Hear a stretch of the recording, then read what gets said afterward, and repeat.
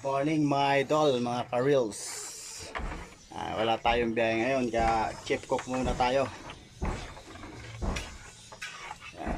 May cater tayo ngayon.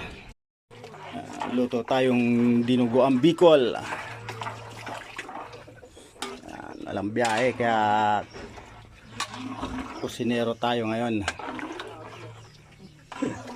Ayan, paksiw na baboy. Tsaka humba, tsaka sutanghon yung recipe natin ngayon.